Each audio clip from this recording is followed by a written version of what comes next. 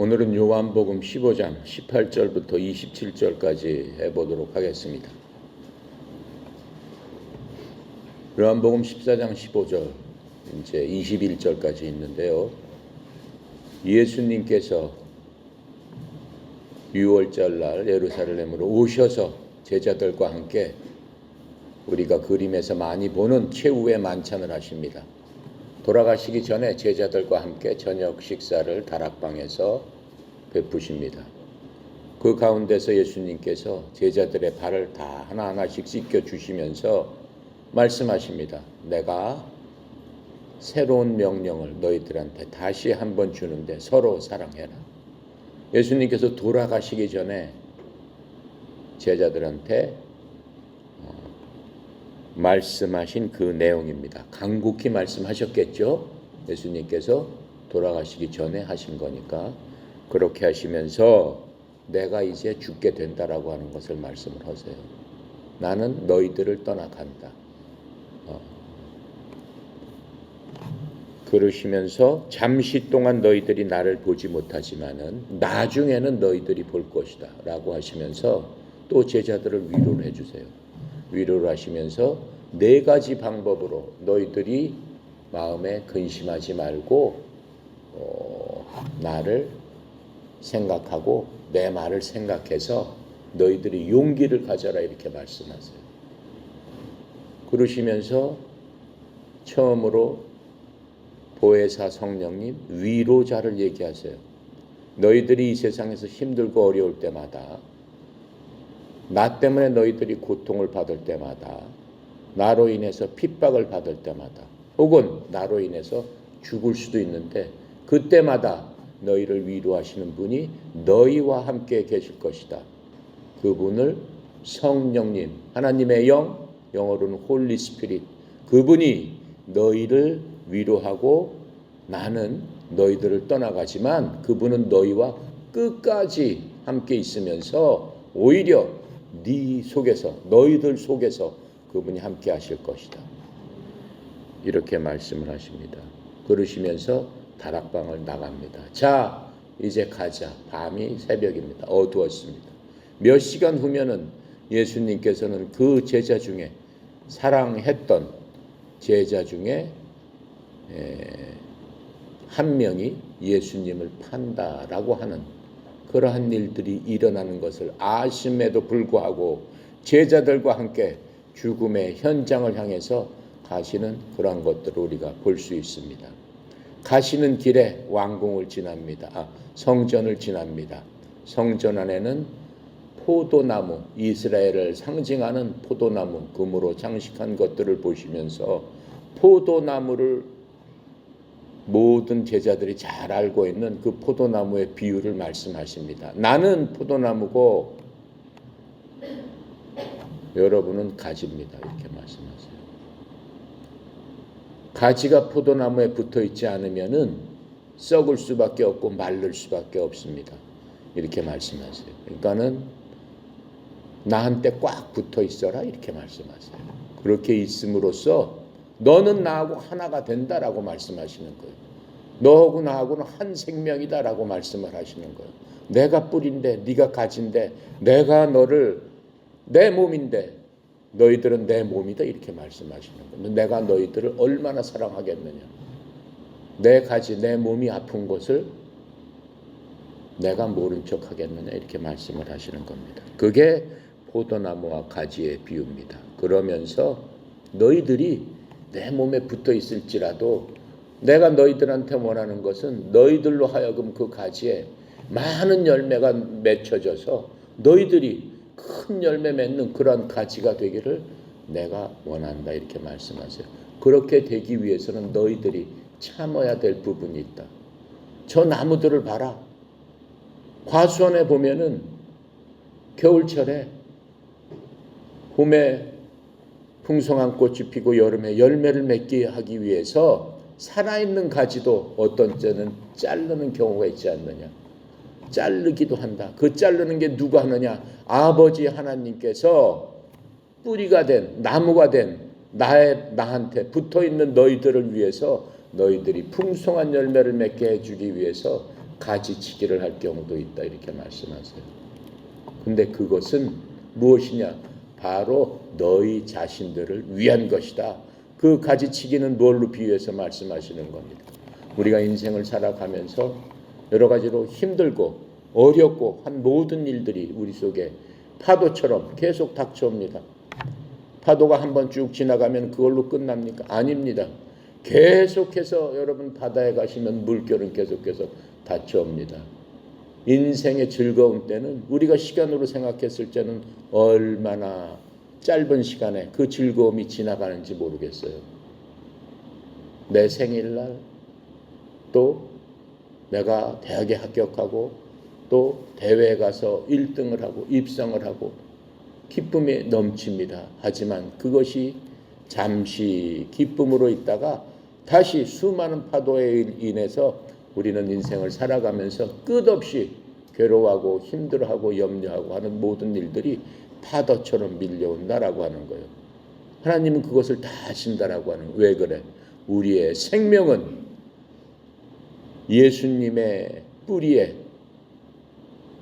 접붙여져서 그 뿌리를 통해서 모든 생명을 모든 것을 받고 있기 때문에 나무이신 예수님의 붙여져 있는 가지는 모든 것을 알고 있을 뿐만 아니라 우리가 당하는 그 순간에 나무 뿌리가 먼저 당하게 된다라고 하는 거예요. 우리의 모든 염려와 근심과 고통, 모든 질병을 비롯해서 모든 것들은 바로 예수님께서 겪으시는 것이다라고 제자들을 위로하고 계시는 겁니다. 그러니까 예수님께서 뭐라고 하세요? 너희들은 힘을 내라. 이 세상이 너희들을 미워하고 너희들을 박해하고 너희들을 죽인다 할지라도 너희들은 힘을 내라. 너희들은 누구한테 속해 있느냐? 이 세상에 속해 있는 게 아니고 나한테 속해 있는 바로 나무까지 아니냐? 내가 너희들의 뿌리가 아니냐? 이렇게 말씀하세요. 내가 너희들을 내 있는 곳에 데리고 간다고 하지 않았느냐?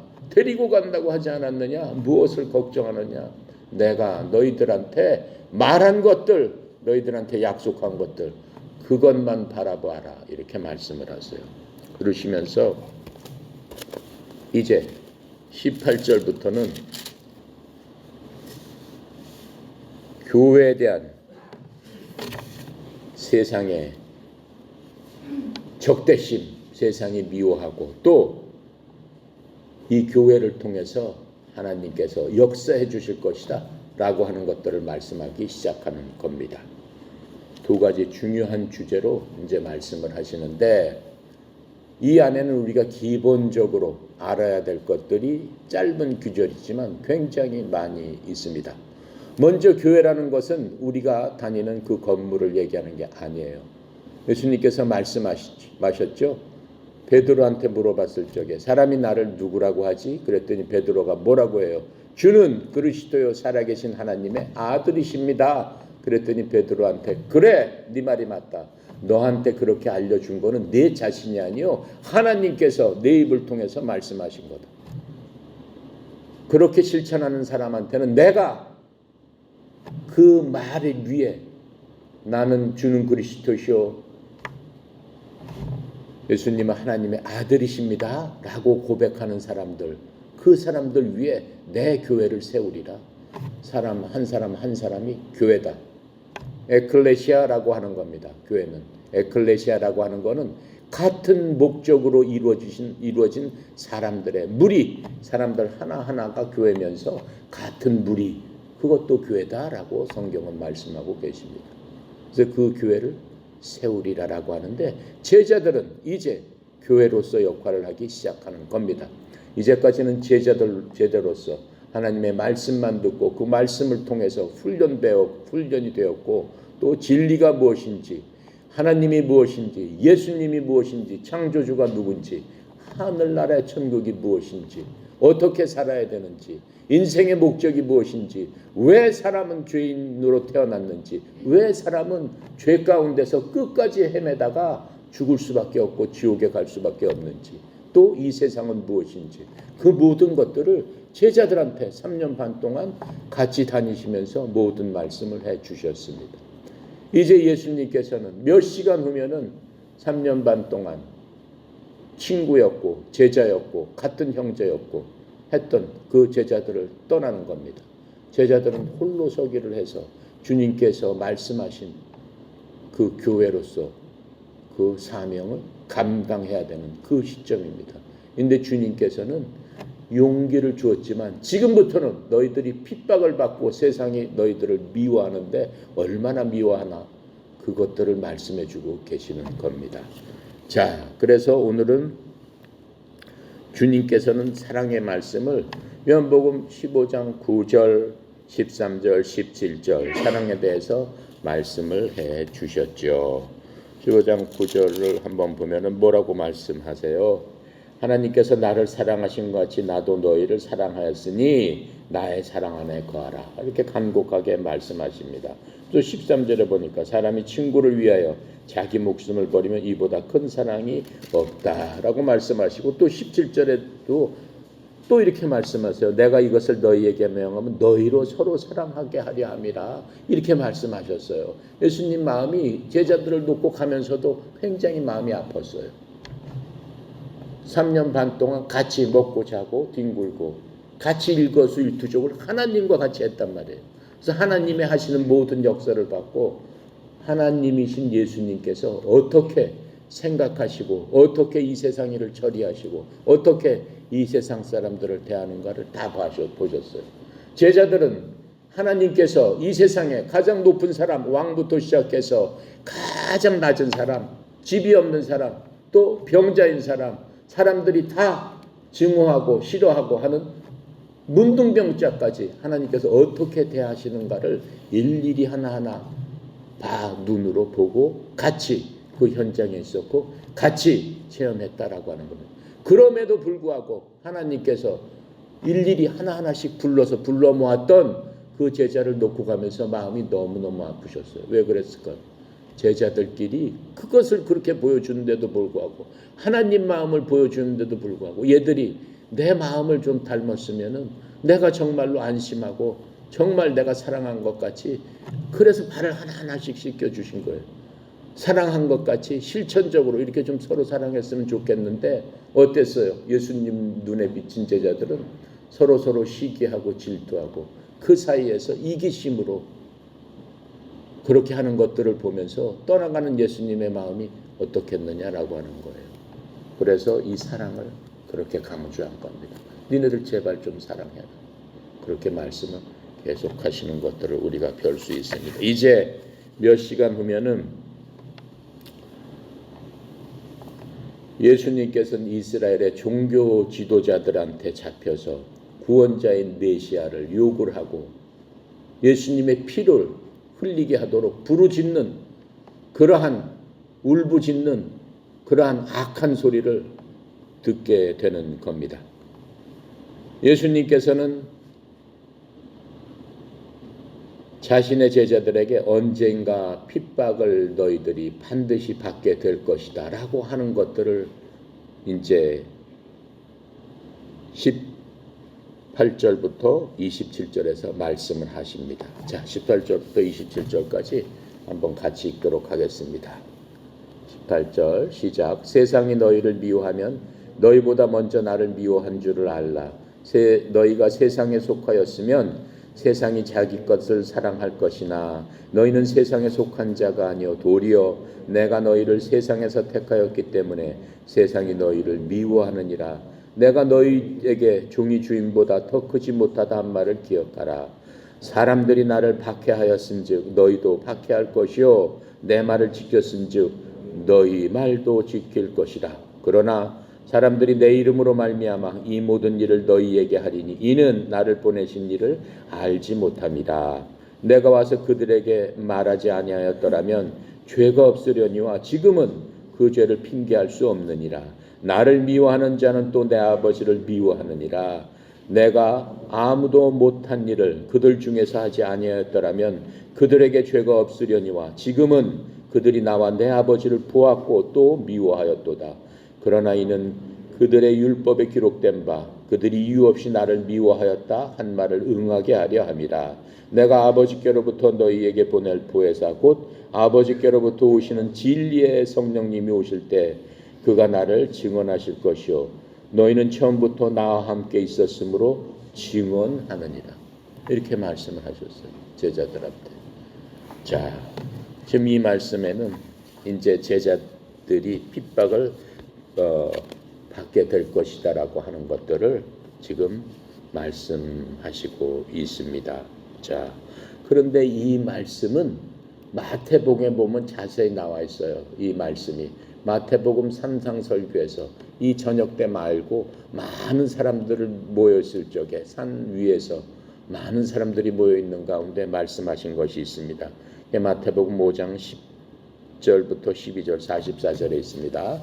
제가 읽어볼 테니까 들어보세요. 의로 인하여 핍박받는 자들은 복이 있나니 하늘의 왕국이 그들의 것이기 때문이라. 나로 인해 사람들이 너희를 욕하고 핍박하며 너희를 대적하고 거짓으로 온갖 종류의 악한 것을 말할 때 너희에게 복이 있나니 기뻐하고 크게 즐거워하라. 하늘에서 너희 보상이 크니라. 그들이 너희 전에 있었던 대언자들을 이같이 핍박하였느니라. 예수님께서 산 위에서 이렇게 말씀하셨어요. 그러시면서 또 이렇게 말씀하세요. 내가 너희에게 이르노니 너희 원수들을 사랑하며 너희 저주하는 자들을 축복하고 너희를 미워하는 자들에게 선을 행하며 악을 품고 너희를 다투며 너희를 핍박하는 자들을 위해서 기도해 줘라. 이렇게 말씀하시면서 그게 내 마음이다라고 하는, 그게 바로 하나님이시다라고 하는 거예요. 하나님이 내가 이렇게 하는데 원래 사람은 그렇게 만들어졌는데 나와 같은 형상으로 이렇게 만들어졌는데 너희도 이렇게 했으면 좋겠구나 라고 부탁을 하시는 겁니다. 자, 그렇게 하시면서 마태복음 10장 16절부터 23절에는 이제 제자들을 놓고 예수님은 떠나십니다. 그리고 제자들한테 예수님께서 부탁하는 얘기가 있어요. 그 말씀을 또 이렇게 하고 계십니다. 마태복음 10장 16절부터 23절에 그 말씀이 있고, 자, 그 예수님의 읽지 않겠습니다. 나중에 여러분들이 한번 읽어보고, 예수님의 말씀은 말씀 속에서 그냥 대놓고 공중적으로 이스라엘의 지도자들에 대해서 강력하게 비난하였어요. 너희들은 마귀의 자식들이다. 이런 식으로 비난하였어요. 너희들은 모든 백성들을 어떻게 지옥으로 보내는 그러한 자들이다. 너희들이 이 땅의 지도자라고 하면서 어떻게 모든 사람들을 지옥으로 보내느냐. 너희들이야말로 마귀의 자식이다 라고 말씀을 이렇게 하셨습니다. 마태복음 23장 34절부터 35절까지 예수님께서 하신 말씀을 제가 읽어볼게요. 그러므로 보라, 내가 너희에게 대언자들과 지혜자들과 서기관들을 보내리니 너희가 그들 중에 더러는 죽이고 십자가에 못 박으며 그들 중에 더러는 너희 회당에서 채찍질하고 이 도시에서 더 도시로 다니며 그들을 핍박할 것이라. 그리하여 의로운 아벨의 피로부터 성전의 제단 사이에서 너희가 죽인 바라가의 아들 사가랴의 피까지 땅 위에서 흘린 모든 의로운 피가 너희에게로 돌아가리라. 이렇게 말씀하세요. 조금 있으면 얼마 있으면 예수님 들어가시고 얼마 있으면 예수님의 제자 중에 유다가 목베어 죽임을 받습니다. 제자들 중 거의 다 죽어요. 요한 빼놓고는. 어떻게 죽어요? 예수님처럼 십자가에 못 박혀서 다 죽어요. 전설에 의하면 베드로도 십자가에 못 박혀 죽습니다. 죽으면서 어떻게 해? 베드로가 얘기하죠. 나는 예수님처럼 똑바로 십자가에 못 박혀 죽을 수 있는 그러한 영광을 누리지 못한, 나를 거꾸로 매달아서 십자가에 못 박혀 죽여라. 이렇게 해서 죽었다라고 하는 게 있습니다. 그래서 여기에 성경에 보면은 의로운 아벨의 피로부터, 창세기 3장에 보면 처음에 죽은 게 누구예요? 아벨이잖아요. 가인과 아벨. 아벨은 선지자였다라고 말씀하시는 거예요.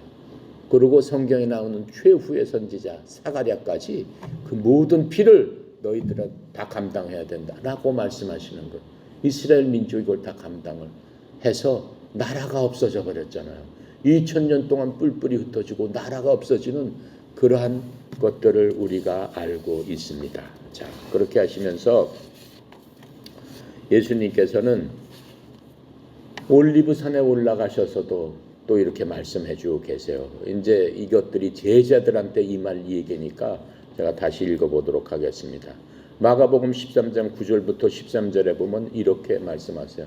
너희는 스스로 주의해라. 그들이 너희를 공회에 넘겨주고 회당에서 너희를 때릴 것이요 너희가 나로 인하여 치리자들과 왕들 앞에 끌려가 그들에게 증언하리라. 또 먼저 복음이 반드시 모든 민족들 가운데 널리 알려져야 하리라. 제자들을 통해서 그 복음이 어떻게 알려졌어요? 아시아 쪽으로 다 먼저 흩어졌습니다. 아시아 쪽으로 흩어진 다음에 유럽 쪽으로 갔습니다. 유럽에서 어디로 가요? 미국으로 갔습니다. 미국에서 어디로 왔어요? 다시 우리나라까지 왔습니다. 그 복음이 다시 어디로 들어갔어요? 중동 쪽으로 지금 들어가고 있습니다. 그 모든 것이 끝날 적에 예수님께서 오신다라고 성경은 말씀하고 계세요. 그러나 그들이 너희를 끌고 가서 넘겨줄 때까지 너희에게 무슨 말을 할까 미리 염려하거나 미리 궁리하지 말고 그 시각에 너희가 무엇을 받든지 그것을 말하라. 말하는 이는 너희가 아니요 너희 속에 계시는 성령님이시니라. 이제 형제가 형제를 아버지가 아들을 배반하고 넘겨주어 죽게 하며 자식들이 자기 부모를 대적하여 일어나 그들을 죽게 하리라. 또 너희가 내 이름으로 인하여 모든 사람에게 믿음을 받을 터이니 끝까지 견디는 자 곧 그는 구원을 받으리라. 주님께서 제자들한테 이렇게 말씀을 하십니다. 요한복음을 전체를 통해서 여태까지 한 우리가 배웠던 것들을 살펴보면은 종교 지도자들이 예수님을 맨 처음에 예수님께서 설교하시고 가르치시는 것을 못하게 하려고 엄청 방해를 하고 막았습니다. 그런데 점점 어떻게 변해요? 이제는 예수님을 잡아서 죽여야 되겠다라고 하는 마음으로 변하는 것을 알 수 있습니다. 주님께서 다시 오실 때까지 우리가 살아있을 때 다시 오실 수도 있습니다. 우리가 죽은 후에 예수님이 오실 수도 있습니다. 우리는 어떻게 되는 거예요? 예수님을 믿는 그 사람들을 이 세상은 적대적으로 대한다라고 얘기하는 거예요. 우리한테 하는 말씀하고 똑같은 겁니다. 그래서 적대적인 세상에 우리는 살고 있고 끝까지 예수님을 믿는 사람을 대항하는 게 이 세상의 본성이다, 기본이다 라고 말씀하시는데 우리는 그것들을 직면하면서 살 수밖에 없다라고 하는 거예요. 그러면 우리는 어떻게 해야 되는 겁니까? 우리를 제자들처럼 미워하고 핍박하고 하는 세상에서 어떻게 해야 됩니까? 지금 이 세상은 교회를 얼마나 핍박합니까? 지금 이 모든 역병이 근본이 어디라고 맨 처음에는 생각을 했어요? 교회라고 생각했잖아요. 교회를 핍박하고 교회를 폐쇄하고 교회를 모이지 못하게 하고 그렇죠? 먼저 무슨 일이 있으면 교회에서는 조그만 일이 있으면 무조건 교회를 못 나가게 합니다. 이제까지도 교회는 나가지 못하게 했잖아요. 그렇죠? 그럼에도 불구하고 몇 교회가 그냥 예배를 강행하니까 교회를 어떻게 했어요? 폐쇄해버렸잖아요. 교회를 문 닫아라 해서 폐쇄해버렸어요. 그런 교회들은. 그게 세상이 핍박하는 거예요. 하나님의 말씀을 듣기 위해서 모인 자들을 핍박한다라고 하는 거예요. 여러 가지 이유를 대서. 자, 그래서 우리는 어떻게 하면 됩니까? 우리 삶 속에서 우리가 살아갈 수 있는 것은 오직 하나밖에 없다라고 하는 겁니다. 하나님의 성령의 힘으로 우리는 살아가야 된다라고 말씀하세요. 근데 예수님께서 떠나가시면서 제자들한테 하신 말씀이 또 뭐였어요? 내가 떠나가는 것을 너희들 슬퍼하지 마라. 내가 너희들하고 있을 때보다도 너희들이 더 행복할 수 있는 바로 그분, 나와 같은 똑같은 하나님, 그 하나님이 내 속에서 너희와 함께해서 너희들을 위로해 줄 테니까 오히려 기뻐해라. 너희들한테 더 좋은 일이다.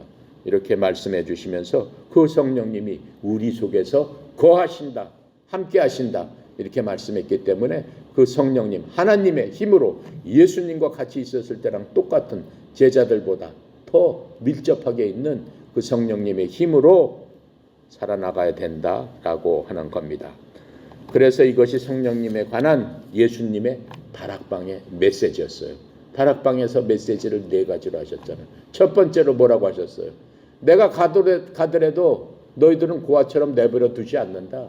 내가 가면 다시 오는데 다시 와서 어떻게 너희들을 데리고 간다.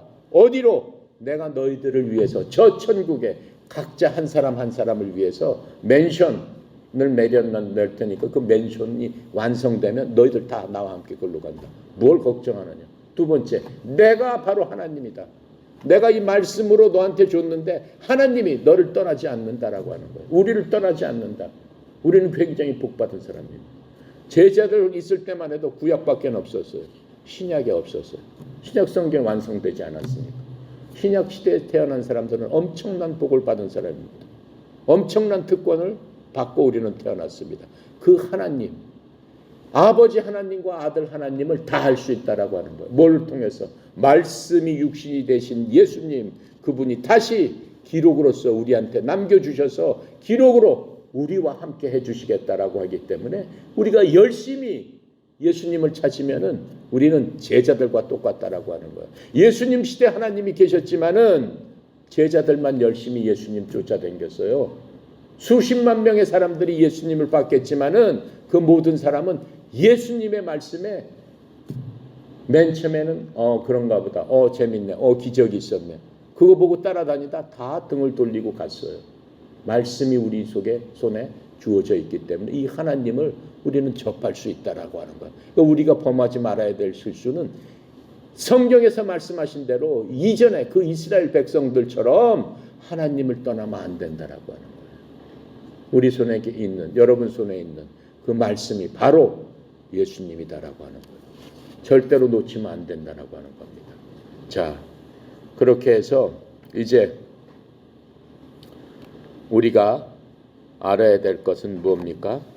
이 세상의 교회, 즉 우리를 위한 성령님의 사역, 성령님께서 어떻게 그럼 우리를 하신다는 말씀인가?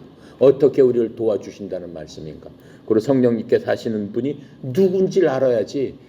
성령님은 우리를 위로자로, 우리를 보호해 주시기로 해서 우리 속에 와 계신데 그분이 어떤 분인지를 알아야지 우리가 도움을 확실히 받을 수 있지 않겠느냐라고 하는 거예요. 하나님의 성령님은 그냥 영이 아닙니다. 사람들이 말하는 무슨 귀신처럼 왔다 갔다 하는 그런 게 아닙니다. 성령님은 인격체다라고 하는 거예요. 우리처럼 지정의 영, 그게 뭐예요? 지식과 감정과 의지가 있으신 분이다라고 하는 거예요. 그렇죠?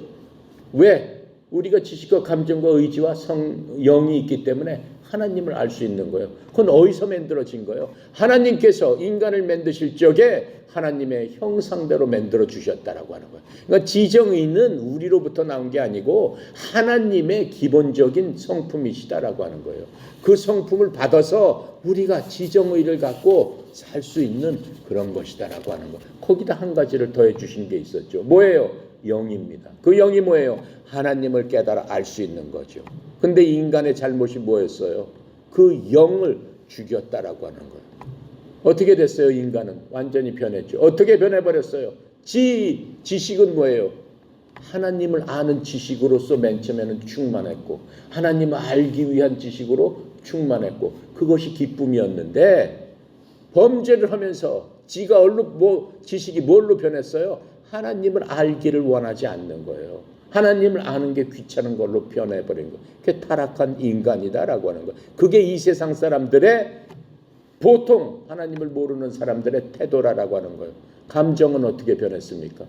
감정, 하나님께서 만들어주신 감정은 하나님을 찬양하고 기뻐하고 감사하고 긍휼한 마음과 하나님 앞에 어떻게요? 정직한 심령과 의로운 심령과 그걸로 탁 가득 찬 게 인간의 원래의 감정입니다. 근데 어떻게 변했어요? 범죄를 하기 시작하면서 감정은 어떻게 변한 거예요? 하나님에 대한 것보다는 자기 스스로를 위하고, 그렇죠? 자기 고집대로, 자기 만족대로 모든 가치관이 흔들리면서 그 감정이 그냥 세상에 좋은 걸로, 하나님과 관계없는 걸로 감정은 흘러 넘쳐갔다라고 하는 거예요.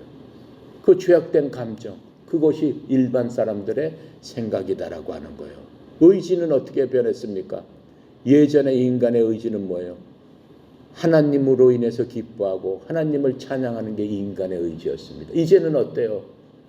하나님을 대적하는 스스로의 그러한 것들로 가득 찼어요. 하나님을 대적하는 것 중에 첫 번째가 뭡니까? 동성애를 기뻐하는 거예요. 인간성의 회복이라고 하는 거예요. 인간의 존엄이라고 하는 거예요. 그것만 따지는 거예요. 하나님께서 살인한 자는 죽여라 라고 하면 죽여야 되는 거예요. 근데 지금은 어때요? 각국에서 살인은 안 된다. 다 폐지해라. 그게 인간의 의지예요. 하나님의 뜻하고는 관계없는 거예요. 차별 금지해야 된다. 중성이건 뭐건 다 차별하면 안 된다. 그건 뭐예요? 하나님의 말씀을 인간의 의지로 꺾어버리는 거예요. 그렇게 죄악된 세상으로 완전히 바뀐 세상이 바로 이 세상이다라고 하나님께서는 지금 말씀하고 계시는 겁니다. 그래서 우리 속에 계시는 성령님, 여러분과 나의 위로자가 되시는 성령님, 이제 예수님께서 우리와 같이 함께 계시기 때문에 우리 속에 계시는 그 성령님은 어떤 분입니까? 지정의가 계시는 분입니다. 첫째, 성령님은 생각을 갖고 계시는 분이에요. 이 성령님은 마인드가 있으신 분이에요. 로마서 8장 27절에 보면 이렇게 말씀하고 계세요. 마음을 살피시는 분께서 우리의 마음을 살피신다는 거예요. 분께서 성령의 생각이 무엇인지 아시나니. 성령이 생각이 있다라고 얘기하는 거잖아요. 성령의 생각이 무엇인지 아시나니 그분께서 하나님의 뜻대로 성도들을 위해서 중보하시기 때문이다. 우리 속에서 우리가 무슨 일을 하게 되면 성령님께서 우리를 위해서 우리 속에서 기도하시는 거예요. 아, 그렇게 하면 안 되는데 가끔가다 성령님께서 우리한테 체크하는 게 뭐예요? 양심입니다. 내가 남의 거 훔쳐가면서도 양심이 그렇게 하면 안 되는데 그게 누구예요? 우리 속에 성령님께서 우리를 위해서 중보하고 계시는 거예요. 그렇게 하지 말아라. 그럼 어떻게 해야 돼요? 의지적으로 갖고 가려다가 돈은 놔둬야 된다. 그렇죠? 돈이 막 금덩어리가 하나 떨어졌어. 껌껌한 밤에 아무도 없어. 어떻게 해야 돼? 갖고 가서 양육비를 써야 되나? 그렇게 하고 싶은데 세상 마음으로는 내 마음속에서 그거 잃어버린 사람 마음이 얼마나 아플까? 그게 꼭 필요한 데 있는데 내가 가져가면은 그 사람이 얼마나 곤란에 처할까? 그게 성령님께서 우리를 위해서 중보하면서 알려주시는 거다라고 말씀은 계세요. 그래서 성령님께서는 마음이 계시는 분이다. 이렇게 말씀하세요. 두 번째, 성령님 위해서는 뜻을 갖고 계시다. 영어로는 will이죠. will. 뜻을 갖고 계시는 분이다. 무슨 뜻을 갖고 계세요? 고린도전서 12장 11절에 이렇게 말씀하고 계세요. 이 모든 것은 같은 한 성령께서 행하사 자신의 뜻대로 성령님의 뜻대로 각 사람에게 개별적으로 나누어 주시는 것이니라. 그건 뭐예요? 어떤 사람은 방언을 하고 어떤 사람은 예언을 하고 어떤 사람은 가르치기를 잘하고 어떤 사람은 뭐하죠? 성령의 은사, 하나님의 뜻대로 예수 믿는 사람에게는 우리 속에 계신 성령님께서 여러분들 하나하나한테 은사를 주시겠다라고 하는, 하나님의 일을 하기 위한 은사는 누구나 다 있다라고 하는 거. 왜 그래? 성령님의 뜻대로 주시기를 원하시기 때문에 그렇다고. 세 번째 뭐예요? 성령님께서는 우리처럼 감정적인 느낌을 갖고 계신다라고 하는 거예요. 갈라디아서 5장 22절부터 23절 우리가 다 잘 아는 거죠. 성령님의 열매는 성령님의 열매라고 했어요. 성령님께서 우리 속에 계시기 때문에 예수를 믿는 사람한테는 뭔가 냄새가 나요. 예수를 믿는 사람한테는 무슨 냄새든지 나게끔 돼 있어요. 그것을 열매라고 합니다. 그 냄새가 나는 것이 무엇일까요? 사랑과 기쁨과 화평과 오래 참음과 부드러움과 선함과 믿음과 온유와 절제니 이 같은 것을 대적할 법이 없느니라. 바로 성령님께서는 그러한 감정을 우리한테 주신다라고. 사랑하는 게 감정이잖아요. 거잖아요. 기뻐하는 감정을 우리한테 주시잖아요.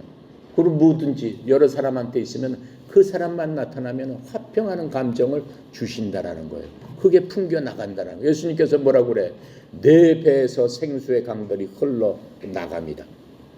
여러분이 가는 곳곳마다 다른 사람들한테 그 열매의 냄새가 진동하고 더 나아가서는 그러한 열매가 생수의 강이 돼서 모든 사람을 전염시켜야 된다라고 성경은 말씀하고 있는 겁니다. 자, 그렇게 해서 요한복음 15장 26절은 하나님의 새 인격체에 대해서 말씀하십니다. 우리가 읽은 요한복음 15장 26절에 예수님께서 성부, 성자, 성령을 다 얘기하십니다. 뭐라고 말씀하시냐면 그러나 내가 예수님께서 말씀하시는 거 아버지로부터 너희에게 보낼 위로자 곧 아버지로부터 오는 진리의 영께서 오실 때 아버지, Father, 그렇죠. 아버지 하나님, 진리의 영이신 성령 하나님 그분께서 나에 대해서 증언할 것이다. 즉 아들 하나님에 대해서 증언해 주실 것이다. 성령님이 우리 속에 사시는 역할은 뭐예요? 다른 역할도 많이 있으시지만은 예수님께서 이 땅의 제자들을 통해서 많은 말씀을 해주셨어요. 그것이 진리임을 다시 한번 증언을 해주시고 증명해 주시는 거예요.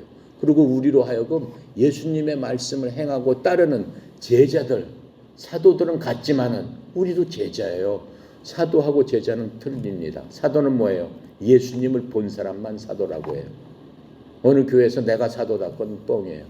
예수님 계실 적에 예수님을 직접 본 사람만 사도다라고 얘기를 할 수 있어요. 그 다음에 사람들은 뭐예요? 다 제자들이에요. 우리도 제자들이에요. 우리는 주님을 주여 이렇게 부르죠. 우리의 주인님이시면서 우리는 제자면서 우리는 같은 형제면서 여러 가지 뜻으로 우리가 하나님을 대하게 되는 겁니다. 자, 그렇게 해서 성령님은 인격체를 가지신 하나님이시라는 것을 우리가 이제 알았습니다. 이 말은 그리스도인 몸속에 하나님이 인격적으로 거하신다라고 하는 거예요. 우리 속에 두 분이 거한다라고 하는 거예요. 어떤 사람 악령 들었다고 하죠. 인격체가 그 사람 안에 거할 수 있어요. 마귀도 악령이기 때문에 그 사람의 몸을 의지해서 마귀가 살아갈 수 있어요.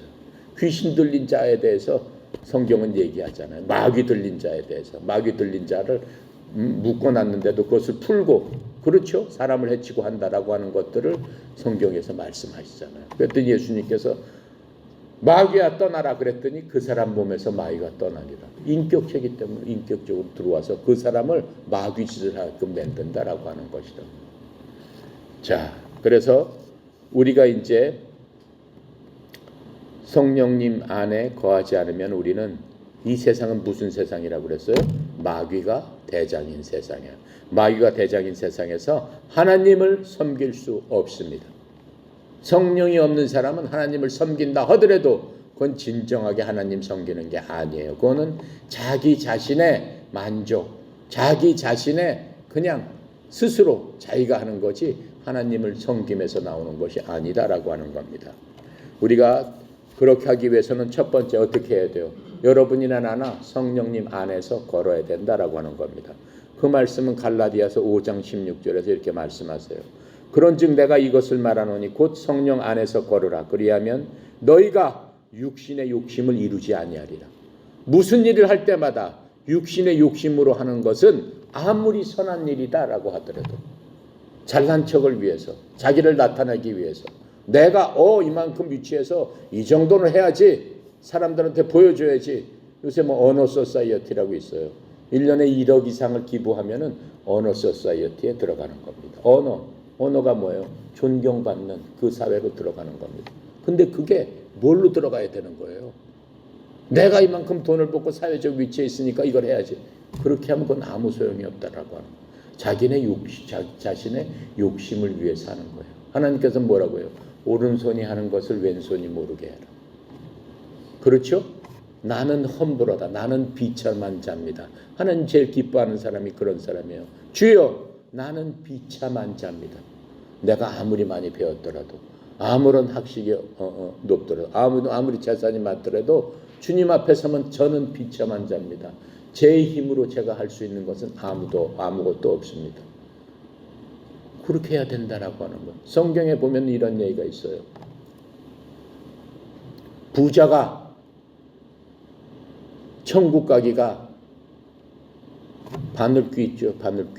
바늘에다 실 귀는 낙타가 글로 지나간 것보다 어렵다 이렇게 얘기하고 있어요. 무슨 얘기예요? 부자는 결코 천국에 갈 수 없다라는 얘기예요. 부자의 기준이 어느 정도인지 모르지만 그럼 부자는 다 못 가요? 우리나라 부자 기준으로 해서 무슨 5% 10% 있다면 그 사람은 일단 천국에서 다 제외됐나? 하나님의 말씀이니까. 맞아요. 못 가요. 갈 수 없어요. 부자 갈 수 있는 방법은 딱 하나 있어요. 그 재산이 내 게 아닙니다 라고 하면 갈 수 있어요. 그 재산이 내 겁니다 라고 하면 못 가요. 그 재산은 누구 거예요? 이 땅에서 하나님께서 나를 통해서 쓰시기 위해서 나를 사용해서 흘려보내는 그러한 하나님의 재물을 관리하는 나는 관리자입니다 라고 주님 앞에 엎드리는 거예요. 그게 비천한 사람이에요. 아무리 10대 재벌 안에 있더라도 비천한 그런 태도를 갖고 주님 앞에 엎드려야 된다라고요 하는 거예요. 그랬을 적에 하나님께서 그 사람을 쓴다라고 지금 말씀하고 있는 거예요. 그래서 우리는 하나님 앞에서 저는 비천한 사람입니다. 제 힘으로는 할 수 있는 게 아무것도 없습니다. 왜 그래? 나는 예수님의 접붙여진 가지에 불과하기 때문에, 나는 뿌리가 아니기 때문에 내 의지로 할 수 있는 건 아무것도 없습니다. 그런 사람이어야 된다라고 성경 우리한테 말씀을 하고 계십니다. 자, 그래서 첫 번째는 우리가 그게 성령 안에서 걷는 거예요. 두 번째, 성령 안에서 예배를 드려라 라고 말씀하세요. 어떻게? 빌립보서 3장 3절에 보니까 영으로 하나님께 경배하고 그리스도 예수님을 기뻐하며 육체를 신뢰하지 않은 우리가 곧 할례자다 라고 말씀하고 계세요. 할례자가 뭐예요? 아브라함이 99세 때 아브라함한테 말씀하셨죠. 너희들이 모든 남자는 8일 만에 할례를 해라. 남자의 표뼈를 잘라서 하나님께 드려라. 왜? 그것을 내가 내 백성과 하나님의 언약의 징표로 삼으리라. 구약에서는 그런 식으로 했다라고 하는 거예요. 이제 뭐예요? 그렇게 해요? 아니죠. 왜 그래요? 우리는 믿음으로 구원을 받고 그 할례자보다 더한 하나님의 백성이 아니고 하나님의 아들이 됐다라고 성경은 말씀하고 계시는 거예요. 이제는 하나님의 아들, 딸, 믿음으로 말미암아 하나님께서 우리를 양녀 삼아주신 그러한 자들이 됐다라고 말씀하고 계시는 거예요. 자, 그렇게 하고 세 번째로 성령님 안에서 증인으로 살아라라고 말씀하세요. 그건 사도행전 1장 8절입니다. 이건 우리한테 말씀해 주시는 예수님의 지상 명령이에요. 제자들이 다 떠나간 이후에 이제 사도들 시대는 없습니다. 사도를 본받은 예수님을 본받은 그리스도에 같이 된 우리들이 해야 될 일들에 대해서 말씀을 해주고 계시는 거예요. 뭐라고 말씀하세요? 사도행전 1장 8절. 오직 성령님께서 너희에게 임하신 뒤에 너희가 권능을 받고 예루살렘과 온 유다와 사마리아에서 그리고 땅끝 맨 지역까지 이르러 나를 위한 증인이 되리라 하시니라. 예수님께서 말씀하시는 거예요. 이제 너희들이 어떻게 됐어요? 성령님께서 임하셨잖아요. 그런 다음에는 네 있는 자리에서 땅끝에서 증인이 되리라. 먼저 누구한테 증인돼요? 땅끝에서. 나는 여러분한테 증인이 되기 위해서 이 말씀을 하기 위해서 이 아침에 여러분 일로 오세요라고 해서 내가 얘기를 하는 거예요. 여러분은 얘기를 듣고 어떻게 돼요? 그 말씀을 듣고 예수님을 깊이 깨달고 말씀에 깊이 들어가서 여러분 있는 그 땅끝에서 증인이 돼야 되잖아요. 먼저는 가정에서. 그렇죠? 친구한테. 그 현장에서 증인이 되라. 그럼 너희들은 나의 제자가 되리라. 이렇게 말씀해 주시고 있는 거예요. 그래서 우리 그리스도인들은 이러한 세상의 혐오 가운데서 우리를 핍박하고 그 다음에 못 살게 하는 그러한 사람들이 많은 이 세상에서 버티고 서일 수 있음은 이 성령님의 특별하신 우리 속에 계신 성령님이 특별하게 우리를 위로하시기 때문에 그렇다라고 하는 것을 우리가 알았으면 좋겠습니다. 오늘 이 귀절은 굉장히 어떻게 보면은 그 평범한 귀절 같지만 사실은 굉장히 심오한 말씀들이 많이 있어요. 그래서 성령님과 성령님의 사역과 우리를 향한 하나님의 그 의지, 하나님의 그 뜻, 그 사랑이 무엇인지를 깨닫지 못하면은 그냥 이 성경을 그냥 읽고 지나가면은 우리가 깊이 있는 하나님이 바라시는 그러한 제자들로서의 삶을 살 수 없기 때문에 제가 좀 구체적으로 얘기했습니다. 앞으로 한 2시간 더 요 본문 전에 그러한 말씀을 조금 더 나누고 하는 시간을 갖도록 하겠습니다. 오늘은 기도하고 마치도록 하겠습니다. 여러분 각자 내가 이제 정말로 여러분은 정말로 이렇게 생각을 해야 돼요. 하나님께서 여러분한테 마음의 평강과 위로와 또 제일 기쁜 거는 마음속에 기쁨을 주신 거예요. 여러분 마음속에 하나님께서 평안함을 주시고 자유를 주셨어요. 이 세상이 어떠할지라도 우리 마음속에 하나님께서 주시는 그 근원을 끝까지 붙들고 하나님 부르시는 그날까지 내가 행복하게 살리라 하는 그 마음으로 주님이 말씀 주신 그것을 내 사명을 내가 잘 감당하겠습니다. 먼저 자신을 위해서 기도하고 또 주님께서 주신 사명 잘 지킬 수 있도록 여러분 마음속에 성령님께서 주시는 감동이 있을 거예요. 그게 뭐예요? 여러분 마음속에 이제 나는 주님의 제자로서 내 마음속에 내가 누구를 구원하고 누구를 예수님과 접붙임을 받아서 나처럼 구원을 받는 그러한 내 친구, 내 부모, 내 친척 아니면 누구 내 사랑하는 사람 누구를 내가 그렇게 꼭 해야 되겠다라고 하나님 앞에 도와주세요. 성령님 도와주세요. 라고 하는 그러한 것들을 생각하시면서 자 기도하겠습니다. 감사하시고 거룩하신 하나님 아버지 참으로 하나님의 은혜의 영광을 찬양합니다. 저희들이 많이 있어도 하나님의 배 감사와 찬양을 드리기에 부족한 저희들임을 고백합니다. 아버지 하나님 이 세상 사는 저희들을 불쌍히 여겨주셔서 하나님께서 하나님의 은혜와 긍휼을 차고 넘치게 베풀어 주시고 우리에게 언약의 말씀으로 걱정하지 말고 너희들 제자로서 항상 기뻐하면서 이 세상을 어떻게 살고 또 어떠한 일을 하고 어떻게 보아야 된다라고 그 갈 길을 분명히 말씀해 주셨사오니 아버지 하나님 이 시간 저희들이 다시 한번 고백하기는 주님이 우리의 길이요 진리요 생명임을 고백하오니 아버지 하나님이여 고백하는 고개 숙인 주의 제자들 마음속에 하나님의 진리의 빛 참빛 생명의 빛 생수의 강들이 흘러 넘쳐서 기쁨으로 충만케 하여 주시옵시고 이 세상에 염려, 근심, 걱정이 하나님께서 대신 십자가에서 다 짊어주시고 성령님께서 우리를 위로하시며 우리의 생각과 마음을 감찰하시면서 우리를 위해서 중보하고 기도하고 계신다고 하였사오니 아버지 하나님이여 이 세상 살아가면서 주님만 의지하고 주님만 바라봐서 하나님이 기뻐하는 그러한 제자의 삶을 사는 저희들 다 되도록 주여 축복하여 주시옵소서. 전국에 흩어져 있는 주의 종들을 하나님 동일한 은혜로 은혜 베풀어 주시옵시고 주님 기억하여 주셔서 삶의 현장에서 하나님을 높이고 하나님 앞에 영광 돌리는 귀한 열매 맺는 주의 종들로 충만케 하여 주시옵소서. 특별히 성령 이사장님 아버지 하나님께서 이 협회를 세우도록 하나님께서 지혜 주시고 하나님 인도하여 주었사오니 주의 종 주님께서 부르시는 그날까지 뚜벅뚜벅 주 앞에서 그 길을 걸어갈 때 생명의 빛으로 인도하시고 하나님께서 주시는 그 모든 풍성함으로 이 협회가 하나님 기뻐하고 구원의 방주 역할을 하는 그 협회의 역할을 다할 수 있도록 주의 종을 인도하시고 모세처럼 이끌어 사용하여 주시옵소서. 오늘 하도 모든 것 주께 의탁드립니다. 감사드리며 예수 그리스도 이름으로 기도드렸나이다. 아멘.